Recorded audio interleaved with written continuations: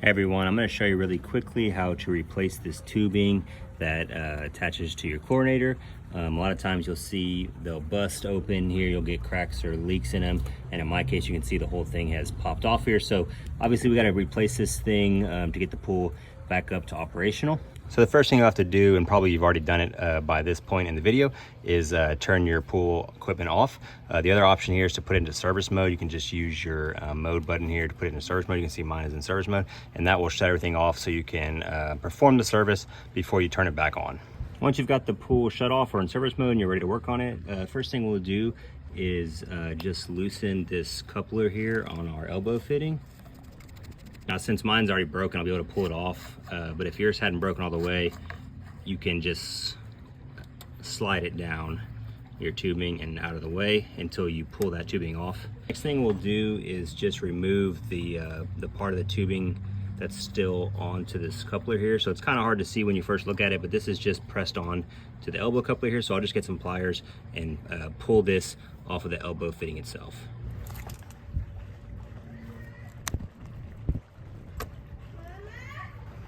So my elbow fitting is still good, and I'm gonna go ahead and reuse it. If you did have a crack in yours, you can replace these easily as well. I'll put a link in the description below for one on Amazon, or you can get them from your pool supply store. And it's just as simple as unscrewing this out, putting some new waterproof tape or sealant on there, and then screwing it back in.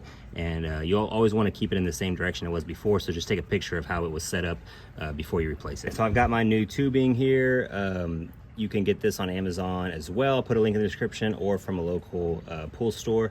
And then, so to put this on, once again, this is gonna slide over that barb, but before you do so, you're gonna want your coupler on the tubing first. So you just slide that onto the tubing, and then now we'll just slowly press our tubing onto the barb there until it's flush with your elbow fitting. And then I can slide my coupler back over and tighten it onto the elbow fitting. Next, there's usually some sort of spring protector on it as well. If you get a new one, you can put the new one on. If you're gonna reuse your old one, just slide it onto the loose end of the tubing before you connect the other end, obviously. And this will just help it kind of stay flexible in the way you've got it bent. Now, lastly, we'll just do the other side. So once again, same process as before. We will just unscrew that coupler, pull it off of your old tubing, then we'll pull the old tubing off of the elbow fitting.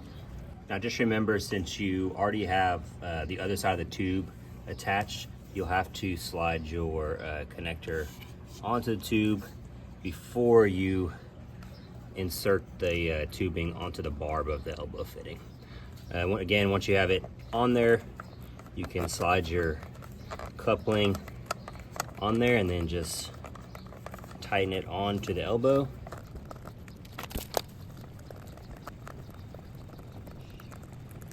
Once you've got both sides of the tubing on, you can see what this spring is for. So you see we've developed a kink here in our tubing, just the way it's routed. So you can slide this spring over the affected parts, and that will just help take out that kink and keep it nice and fluid to let everything pass through there how it's supposed to. All right, with the hose replaced now, I'll just take it back off of service mode into auto mode, and it's still the time of day that my auto mode will run, so the pool will then turn back on, and we can check to just make sure there's no leaks or anything.